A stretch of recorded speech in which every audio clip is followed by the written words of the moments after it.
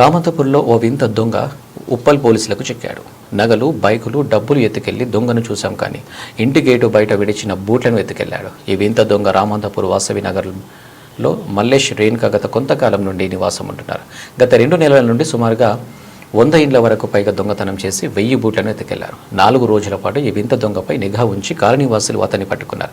పట్టుకున్న దొంగను ఉప్పల్ పోలీసులకు అప్పగించగా కేసు నమోదు చేశారు. అయితే ఎత్తుకెళ్లిన బూట్లను ఎర్రగడ్డలో 100-200లకు అమ్ముకుంటున్నట్లు ఉప్పల్ పోలీసులు తెలిపారు. అయితే ఈ విషయంపై ఉప్పల్ పోలీస్ స్టేషన్కు భార్యాభర్తలను పిలిచి విచారించగా భార్య మద్యం మత్తులో వచ్చి పోలీస్ స్టేషన్లో హల్చల్ చేసింది. 300 ఇళ్లలో గత 2 నెలల సంది చేస్తున్నాడు. ఎవరు బయటికి రాలేదు. నేను వీడియో పెట్టేసరికి అందరూ వచ్చారు. చాలామంది ముందుకు వచ్చి ఆల్రెడీ కేసులో కంప్లైంట్ ఇచ్చినండి. నాకన్నా ముందే ఒక 20-25 మంది ఇచ్చారంట.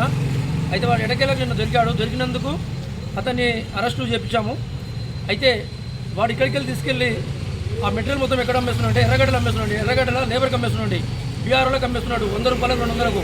దాన్ని వీడు ఇవాళ రామంతపూర్లో బాధితులు మొత్తం అందాల చూస్తేనే 20 నుంచి 30 లక్షల రూపాయల వస్తువులు, ఈ షూలు, ఓన్లీ షూ, బ్రాండెడ్ షూలే తీసుకెళ్తున్నాడండి.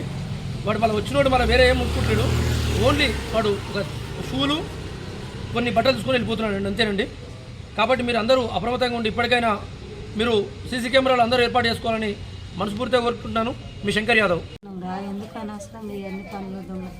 ఏ పని చేసుకున్నా బతుకోవచ్చు. చెప్పులు దొంగతనం చేసి దొంగతనం ఇవి నా కొడుకు అమ్మ, ఇవి నా కొడుకు, ఇవి నా కొడుకు, ఈ అన్నయ్య నా ఇంకో జతలు ఏం లేదు. ఇవాళ భార్య రాత్రి అట్లా దొంగతనం చేయాలంటావా? నా దగ్గర సీసీ కెమెరా సీసీ మీ అమ్మ కూడా ఈ దొంగతనం ఆ దొంగతనం చూసినా కానీ నేను చెప్పుల దొంగతనం ఎన్నో చూడలేదు. ఈ చెప్పుల దొంగతనం చేసులేదు అనేది బ్యాగుడిది.